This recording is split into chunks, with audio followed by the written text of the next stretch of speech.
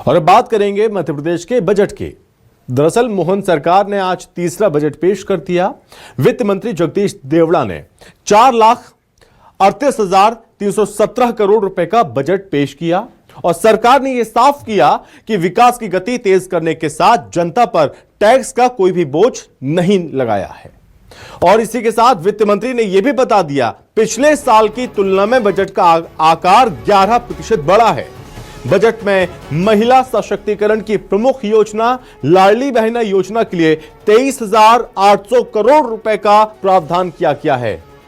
वित्त मंत्री ने कहा कि हर नारी को न्याय देना सरकार का मूल उद्देश्य है और यह बजट महिलाओं को आर्थिक रूप से आत्मनिर्भर बनाने की दिशा में ठोस कदम है।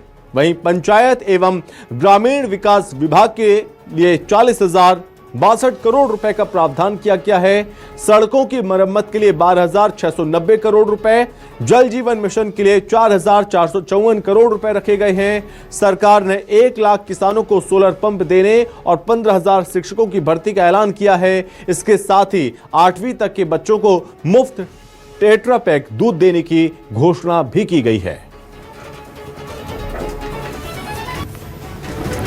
तो इस बजट की बड़ी बातें क्या हैं, हम आपको ग्राफिक्स के माध्यम से बता रहे हैं। पीएम फसल बीमा योजना के लिए 1,299 करोड़ रुपए का प्रावधान और साथ ही एमपी में 4,38,317 करोड़ रुपए का यह बजट रहा, जिसे पेश कर दिया गया। लाडली बहनों के लिए खजाना खोल दिया है सरकार ने। 23,800 करोड़ का प्रावधान किया है लाडली बहनों के लिए। 8वीं तक के छात्रों को टेट्रा पैक में दूध दिया जाएगा और साथ ही 1 लाख किसानों को मिलेगा सोलर पंप। किसानों के लिए भी खजाना खोल दिया है मध्य प्रदेश की मोहन सरकार ने। पीएम आवास के लिए 6,850 करोड़ का प्रावधान रखा गया।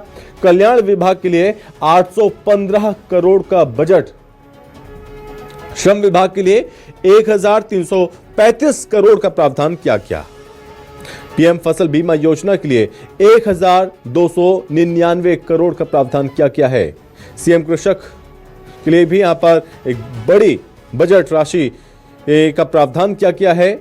बता दें कि एमपी का यह बजट किसानों के लिए, महिलाओं के लिए, युवाओं के लिए, हर वर्ग का इस बजट में खास ध्यान रखा गया है। सांदीपनी विद्यालय के लिए 3,893 करोड़ का प्रावधान, लाडली बहनों के लिए 23,800 करोड़ का प्रावधान रखा गया।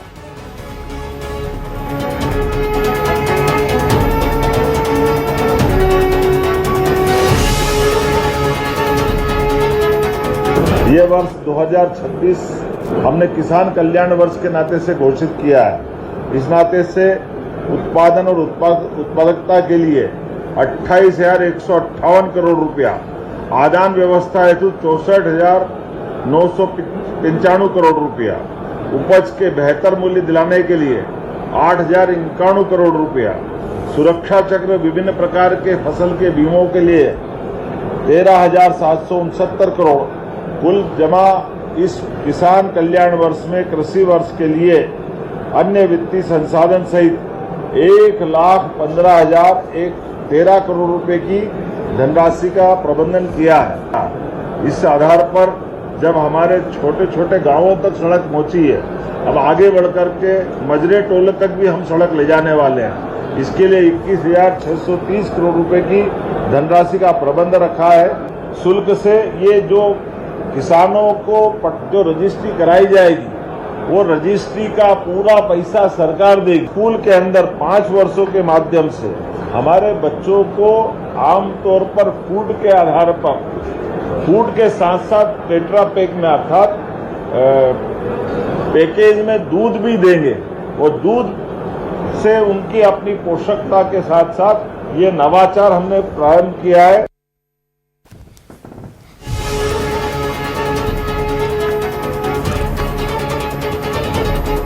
आपने यहां पर सुना मध्य प्रदेश के मुख्यमंत्री डॉक्टर मोहन यादव को और इस बजट की तारीफ भी हुई। 1 लाख किसानों को सोलर पंप मिलेगा, ये बड़ी घोषणा इस बजट से। और साथ ही यहां पर पीएम आवास के लिए 6,850 करोड़ का प्रावधान भी किया गया। निश्चित रूप से ये जो बजट है यशस्वी मुख्यमंत्री डॉक्टर मोहन यादव जी, वित्त मंत्री जी, बजट बहुत बेहतरीन बजट ये प्रस्तुत कर रहा है। इसमें गरीब की भी चिंता की गई है, इसमें युवा वर्ग की भी चिंता की गई है, इसमें अन्नदाता की भी चिंता की गई है, इसमें महिला सशक्तिकरण पर भी विशेष जोर दिया गया है। इसके साथ साथ इंडस्ट्री और इंफ्रास्ट्रक्चर, ये दो बातें और इस बजट में ऐसी जोड़ी गई हैं जो आने वाले समय में मध्य प्रदेश को विकसित राज्य की श्रेणी में खड़ा कर मध्य प्रदेश के विकास के लिए हम लोग संकल्पित हैं और आने वाले समय में मध्य प्रदेश क्रमांक 1 का प्रदेश बनेगा। वित्त मंत्री जी ने जो बजट पेश किया है, यह एक विकास की दशा निश्चित करने वाला, मध्य प्रदेश की जीडीपी में जो 12% की वृद्धि हुई है, यह वृद्धि राष्ट्रीय औसत से बहुत ज़्यादा है और यह निरंतर बनी रहे, उसके लिए इस बजट के अंदर सारे प्रावधान किए गए। इसके अंदर सारे वित्तीय अनुशासन को रखा गया है। 3% का अनुदान और राजस्व आधिक्य का यह बजट है।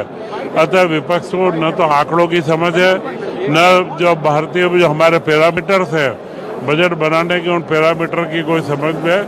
ये बेहतर वित्तीय प्रबंधन के साथ हर विभाग को, हर वर्ग को पर्याप्त काम करने के अवसर और हर वर्ग की प्रगति को ध्यान में रखते हुए एक व्यवस्थित वित्तीय प्रबंधन का बजट आया है। मैं हृदय से माननीय वित्त मंत्री जी का धन्यवाद करता हूं। परिवहन में हम लोग नई परिवहन बस सेवा शुरू करने वाले हैं। माननीय मुख्यमंत्री जी के मार्गदर्शन में अप्रैल मई के आसपास हमारी कोशिश है इंदौर संभाग से वो सेवा शुरू हो। और जहां तक स्कूली शिक्षा विभाग का है, पहले भी पर्याप्त संसाधन इंफ्रास्ट्रक्चर के लिए, बच्चों की योजनाओं के लिए पैसा दिया है। इस वर्ष भी उसमें उत्तरोत्तर वृद्धि ही की गई है। आज हमारे वित्त मंत्री जगदीश देवड़ा ने 4,38,000 करोड़ का एक ऐतिहासिक बजट पेश किया। इस बजट के कारण मध्य प्रदेश की सरकार की आर्थिक नीतियों के कारण जो पिछले वर्ष प्रति व्यक्ति आय 1,41,000 रुपये थी, वो बढ़ के 1,69,000 रुपये, यानी लगभग 19% की वृद्धि आम नागरिक की आय में हुई है। मैं समझता हूँ कि सरकार की एक बड़ी उपलब्धि है। सरकार ने इस बजट में चाहे गरीब की बात करें, चाहे युवा की बात करें, चाहे अन्नदाता की बात करें, चाहे महिलाओं की बात करें, उनके सशक्तिकरण के लिए भरपूर राशि का प्रावधान किया। और वहीं इधर बजट को धोखा करार देते हुए नेता प्रतिपक्ष उमंग सिंघार ने सरकार पर निशाना साधा। उमंग सिंघार ने कहा कि जब सरकार के पास पैसा ही नहीं है तो इतनी सारी घोषणाओं का ऐलान कैसे कर दिया गया। वित्त मंत्री ने झूठे आंकड़े पेश करके लोगों को ठगने का काम किया है।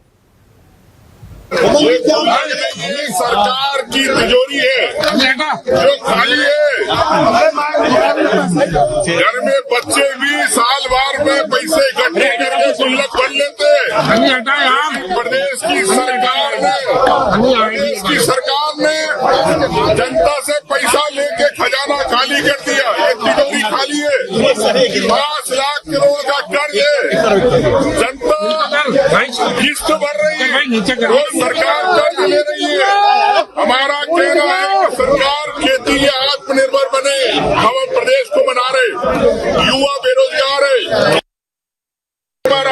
किसानों को खाद नहीं मिलती, यहाँ पे उद्योग आना नहीं चाहते, उद्योग भी काम नहीं करना चाहते, तो सरकार कैसे आत्मनिर्भर बने। ये कर्ज जनता पे बना दिया सरकार ने।